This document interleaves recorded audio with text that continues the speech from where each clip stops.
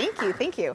Okay, so hopefully you enjoy the talk more than the pizza, but we'll give it a go. So I'm here today to talk about engaging patients and families in research. So for most of the history of research, medical research, scientists have done it pretty isolated. We've worked in labs and in research programs with our own peeps. We haven't really reached out and said, hey, when we're studying the healthcare system, maybe we should ask patients and families what they think. So this is a new foray for researchers. It's been quite popular for a few years now, but I just wanted to talk a little bit about that today because maybe some of you have been, or your families have been patients and might be interested in how to get involved in research. So I'm not getting paid for this. I don't have any financial interest in anything. I'm a social scientist, so I'm really interested in people's thoughts and opinions and perceptions, particularly of patients and families in the healthcare system. I use qualitative methods, which means I talk to people, interview people, and use that kind of data as opposed to numbers to understand things about healthcare. And as was said, I am interested in survivor and bystander experiences related to cardiac arrest, and I'll talk a little bit about that later. I have one objective today. It's to make you appreciate why it's important that we engage people, public, like people like yourselves, patients and families in research, so that eventually when you all become brilliant scientists, you'll be ahead of the game. How many of you have been a patient, or maybe a family member of yours has been in the patient, or been a patient, or been in the hospital before? Pretty much everybody, okay, great. So you will have had an experience with the healthcare system. Even if it's just your regular visits to your general practitioner, you'll have had an experience with the healthcare system. This makes you an expert, right? Probably more of an expert than I am in terms of your experience from the perception of being a lay person or a public person using healthcare services. But typically, as I said in research, scientists, hopefully we don't look like this guy anymore, but typically we hunker down in our lab or in our office, we read other people's papers, we sometimes do experiments if we're working in a lab, all by ourselves. And the outside world is sort of oblivious. Thankfully, this has changed quite a bit, and especially now we have a field called health services research, which is more research about how healthcare is delivered, not just medical research, which is research on treatments and drugs and things like that. And that has required us to go out and look at what's happening in the world. But you know, research teams typically look like this, right? Bunch of guys in white coats. Sometimes they look like this. This is a picture of our team where we involved paramedics, the government, and different types of physicians. But in none of these pictures are there patients and families or public members. So we typically decide the researcher will typically decide what question to answer, what question to study. And they look like this. What is the minimally clinically important difference of X dose of epinephrine versus Y dose? Who even knows what that means? Tamoxifen with radiotherapy compared to tamoxifen alone. Tamoxifen is a drug. In elderly women with early stage breast cancer treated with breast conserving surgery. What is the effectiveness of take-home naloxone on opioid overdose? So these are really kind of nerdy research questions that researchers are really interested in, but often don't necessarily, in studying them, we don't incorporate the pieces of those questions that patients and families might care about. And we'll talk a little bit about how those could look different with patient and family involvement through this talk.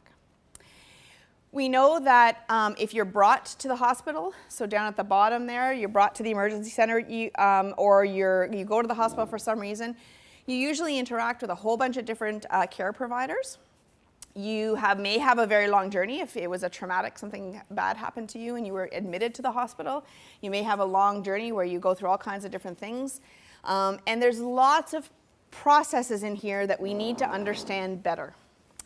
As clinicians and researchers, we make lots of assumptions about how healthcare works. And we think it works as good as it can. But what we need to know is what the public and patients and families think about how it works, so that we can really design it to be what we call patient-centered, so that the patient feels very comfortable and their family feels very comfortable. So we need input from patients and families. It's really just about looking at something from the other perspective. So this is true about life, I would say, that sometimes when you're thinking about a problem or thinking about a question, you should, or having a discussion with someone, you should always try and step into their shoes and look from a different perspective. And that's really what this is all about. And then asking the right question gets us to better answers. We don't always get it right. So this is an old ad that was based on research that we should exercise your eardrum, and that if we just made things really loud, it would be better for people who have hearing impairment. So I don't think that that's probably what the people agreed to, but you just never know. So this has become a very popular, or not popular, a very important strategy in research. There is a strategy for patient-oriented research now that is led by the Canadian Institute of Health Research, and that is the big mechanism by which all researchers get their funding in Canada. And they have come out and said, we really want there to be meaningful engagement and active collaboration with patients and families. Uh-oh, people are gonna have to sit on each other's laps. In research, so that we know that the questions we're asking, and I don't bite, there's 3 chairs up here. The questions that we're asking are actually really useful and can really improve the system from the patient's perspective. So instead of, we've been carrying out research on patients forever. So we recruit patients to participate in studies all the time. We have for hundreds of years. And we do tests, we take blood, we ask them questions, but that's not the same as actually involving them in designing the research and choosing the question. So this is about carrying out research with them or designed by them rather than about to them or for them. So the idea would be that people would get involved actually on the research team, not just as a participant in research. So who are we talking about? We're talking about patients, you, your mom, your grandparents, whoever, family members, caregivers, someone who takes care of someone who's ill or has a condition, and the general public. Because as we noticed today, everybody has had some kind of interaction with the healthcare system in Canada. So everyone has something to contribute to the conversation. We make a lot of assumptions in healthcare. Things like in my world, in cardiac arrest, for a long time we've only measured survival by lived or died. But usually when someone survives a traumatic event, there's a whole lot else going on there. We assume that people who call 911 want to go to the emergency department. Most of the time they don't. Elderly people who call 911 just don't have anywhere else to call. We make assumptions that patients and families don't understand the system. Or we say, oh, patients and families have ridiculous expectations. They want double beds and Netflix and, steak tartare for dinner.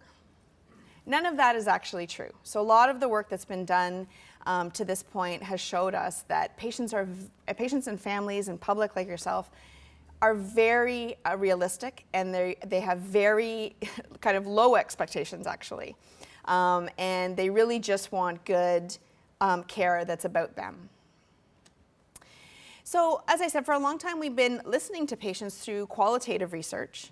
And in the qualitative research world, for a long time, there's been a type of research called participatory action research, and that's involved public and patients on the research team for a long time, but it hasn't been super popular in healthcare. But this is, again, moving towards actually engagement in research. So listening, but listening with patients and families and public as members of the team, and unpacking those assumptions that we think we know so well about the healthcare system. So when I was introduced, they talked about sudden cardiac arrest. How many people have heard of that before? Oh, that's good. Okay. Bianca, you don't count. Bianca works with me. So just a quick overview. Cardiac arrest is different than a heart attack. Cardiac arrest is electrical. Heart attack is plumbing. So heart attack is when you have blockages in your heart and you usually get some signs and symptoms before the heart attack. Cardiac arrest, you drop and you're dead until somebody does CPR. So unfortunately, we have a very low survival rate in cardiac arrest. It's only about 10% of people that suffer one actually survive. But those that survive have a really interesting story to tell. Unfortunately, for a very long time in cardiac arrest research, We have almost all of the trials have focused on the measurement that they use in the trial is whether or not the patient survived to be discharged from the hospital. So we basically say, congratulations, we kept you alive. Have a nice life. We don't really care about what happens to you now. But what we know now, after working with this survivor group, is that they have a very interesting trajectory after they leave the hospital. So after they leave the hospital, they have a whole lot of things that they wish they knew more about, that happened to them, how they feel, that we've never really studied. So that's a huge gap in the research that we need to fill. We need to work with these people to help understand what the important questions are, not just whether you lived or died. Another issue is that sometimes when you have a cardiac arrest and you are dead, there's a lack of oxygen to your brain during that time until you're resuscitated. So you can have some brain injury from that event. A lot of people don't, and that's good. But we usually measure this using something called the Modified Rankin Scale or the CPC scale. And these are really clinical, really medicine-oriented scales that give you a number that says whether or not you're normal. And so some people get discharged with a normal, 3 or less score on the Modified Rankin, but they can't really go back to work. They can't really balance their checkbook. They can't really remember what they wanted when they went to the grocery store. And so those are not things. So they might not have what we call neurologic problems when they leave the hospital by a clinical definition, but they're struggling in life. So these are things that are really important to patients and their families. And we've never really understood them very well. So these are some of those. So they have new psychologic issues. They're not sure if it's going to happen again. And they have to deal with the fact that they actually died for 5 or 10 minutes. So a lot of things there that we should be paying attention to. So it's not, patient engagement in research is not new, although it's newer. The UK is light years ahead of us. They've been doing this for a very long time. And they have something called the James Lind Alliance, which I'll talk a little bit more about later. In the United States, they've developed actually and quite heavily funded something called PCORI, Patient-Centered Outcome Research Institute. So the Obama government gave a lot of funding to support patient-centered research. And now, as I said, CIHR has the strategy for patient-oriented research. So we're catching up. The James Lind Alliance is something really interesting. Their focus is on what they call priority setting partnerships. And they have a special set of steps and tools that they use to work with patients and families in groups to actually set what research priorities should be in certain areas. So emergency medicine, cardiology, neurology, kidney disease, whatever it might be. And they work with patients in that area to develop top 10 lists of the research that the patients and families feel is important. So this is a very cool, what we call a methodology, to get input from patients and families. And it's really interesting to see the difference of what clinical researchers feel is important versus patients and families. So in the world where I work, emergency medicine, these were some of the questions they came up with. Is traditional emergency department the best place to care for frail, elderly, older patients? How can we make care for mental health patients better in terms of where we treat them, how we recognize what's going on, and improve the patient experience? There are new techniques in assessing chest pain. So when people come in and they have pain in their chest and we're not sure what it is, how do we talk to these patients about what the risks are? And what tools should we use to understand that and provide safe care? Should people who have a trauma but are awake and alert still be immobilized in a neck brace? It's very uncomfortable, and there's been some research that shows that it actually makes the outcome worse. So what should we do about that for patients? And should trauma patients go to a major trauma center or just any hospital? So these are really interesting questions that we've never really considered before, and are what the patients and families are interested in. In research, we like to develop frameworks and models and all kinds of fancy things, but really what this just says is the idea behind patient engagement is that they can be involved in identifying research priorities, participating in designing the research, and picking the question, being part of recruiting for research and being part of looking at the results. And then they can also help to influence decision making. So when our results of our research gets sent up to the Ministry of Health, patients' voice is in there, and so that decision makers like the Minister of Health and people that work at the ministry can say, okay, not only is this research solid and we know what the evidence is, but it's also supported by patients and their families. So that's really important. And hopefully, overall, at the very top, we can improve the patient experience because we've improved how the health system works from their perspective. So we also really like to do systematic reviews. And what that means is someone spends a whole lot of time looking at all the literature in one area using a really rigorous methodology. This one was done in 2014, and they reviewed over 5,000 articles and then did analysis on 142 of them. So there's lots of research out there. And what they found was that people really prefer there to be really inclusive mechanisms, so making sure that people feel truly included, that it's a respectful collaboration, that we really do value their opinions in the research, that they're involved in directing it, so not just sitting at the table for fun and to say that we had patients, check mark, but that they're actually actively engaged in the process. And hopefully through all of this that the quality of the research is improved. There was also a really recent article just published in January which interviewed patients and families to ask what they felt was really important. So patients and families who had been involved in research, what they valued. And they said they valued a welcoming research environment, so making sure that everyone was welcomed and it was a warm, collaborative environment. That the expectations were really clear. So we're not expecting patients and families to come in and be researchers or be scientists. We want their perspective of their own, not of their own opinions, not just, and we don't expect them to be experts. But that has to be really clear. Supporting their engagement, so maybe providing training or providing them some background information so they can participate fully in the discussion. And recognizing the value that patients and patient partners bring to the project. So sometimes when a strategy like this occurs, where the funding agencies and the government is really supportive of it, everybody runs out and says, okay, now I'm a researcher, I gotta run out and find a patient to come on my project. And that's not what we want to have happen. We want these to be really valuable relationships that actually improve the research. So we want the people who involve patients and families to truly believe that that's what's happening. So they can participate as committee members. They can actually collect data. They can also participate in the research themselves, of course, but they can be supporters of research that goes up to the Ministry of Health saying that this was very inclusive of patients and families. So there's all kinds of ways. They can participate on grants. They can participate on research proposals. They can participate on developing tools that we can collect data with. It's really quite endless, and they're very good at it.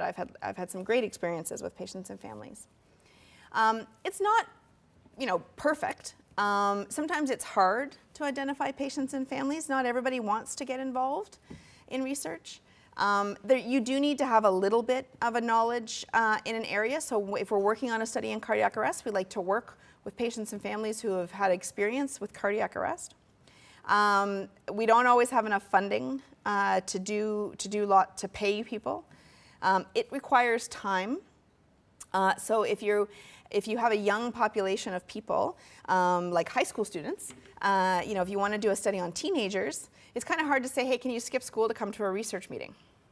So you need to, although I'm sure you'd be fine with that if we asked you to skip school to come to a research meeting. So you need to adjust when you have your meetings and different things like that.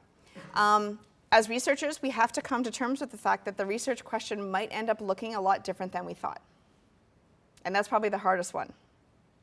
And being very inclusive about diversity. So we understand that everybody has not had the same experience of healthcare, and we need to definitely pay attention to that, whether it be ethnic background, gender, age, geographic location.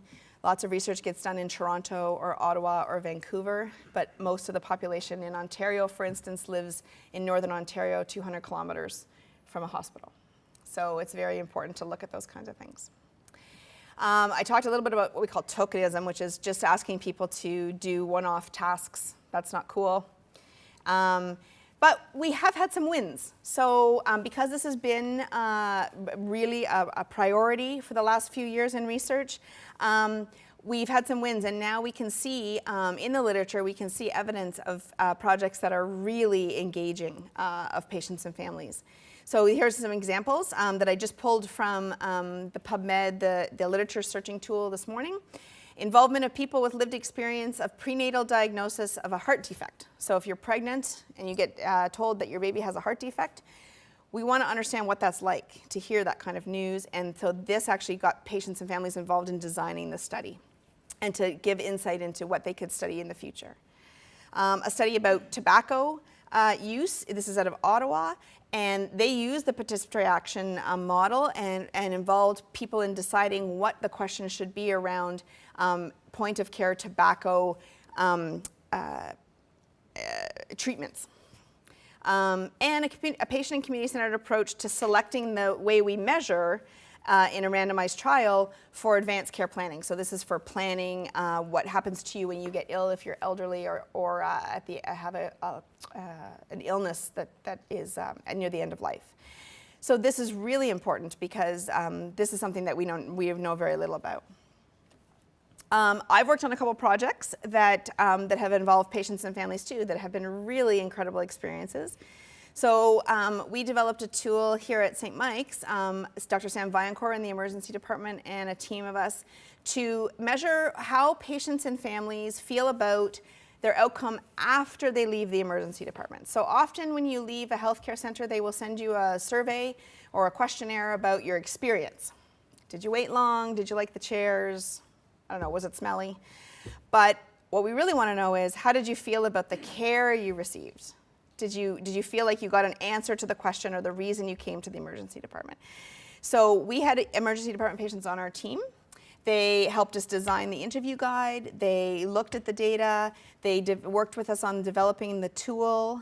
So this is a survey that goes out, so the language and the testing of that tool. So they were instrumental and really helpful. Another trial is really topical in the opioid war. It's called the Sooner trial, and what it's about is how we can distribute naloxone, which is a drug that you can sniff up your nose to reverse overdose. And how can we get that out to people? Typically you have to go into a pharmacy to get it. And how can we put that in the emergency department or in other places to be able to get people access to it sooner? So we went in and originally, so that Dr. Aaron Orkin is the PI on this, and they had a research question that they developed. And then they put together a group of actually opioid addicts or people who knew opioid addicts in the community. And they came in and said, yeah, no, that's not, you shouldn't do that, that's bad. Because essentially what we didn't take into account was that it's really hard for an opioid addict to walk into an emergency department and say, hey, can I have some naloxone? People look at you weird. People don't want to give you that, right? Like there's what we call a stigma around that. So our whole plan of how we were going to develop the Sooner intervention went out the window, and we had to start over. So that was really, really helpful to get the input of that group. And we just got funded recently to do one of the James Lind Alliance priority setting exercises with survivors and families of cardiac arrest to look at what they think we should be studying. And I'm almost positive that it won't be just lived or died. So that's going to be an exciting thing to do. We also developed something called the Bystander Network. So when you drop from cardiac arrest, if you drop at the Eaton Center, you hope that someone is trained in CPR and will come over and do CPR on you. They're called bystanders. And unfortunately, only about 33% of the time someone comes over and saves your life. So we need to do better. But on the flip side of that, the people who do save a life, they do CPR for a few minutes, the paramedics come, they take the patient, and then the person standing there saying, holy crap, what just happened? But nobody ever follows up because nobody ever catches their name, or they're a stranger usually, or sometimes they're a family member. But they don't have a lot of information and they don't have a place they can go.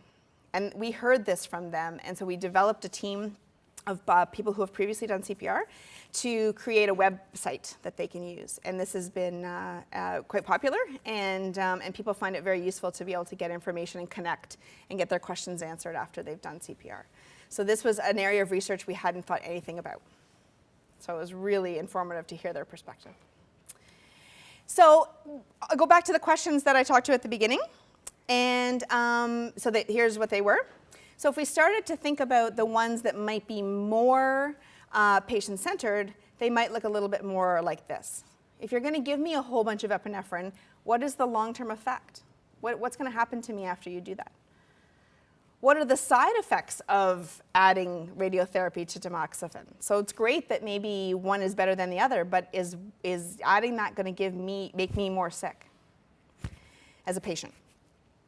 And that sooner example I just gave you, what is the stigma associated with that take-home naloxone that might actually get in the way of getting it distributed? Because sometimes what happens in research is we ask a question, we design the perfect question, we design the perfect intervention, and then it's negative.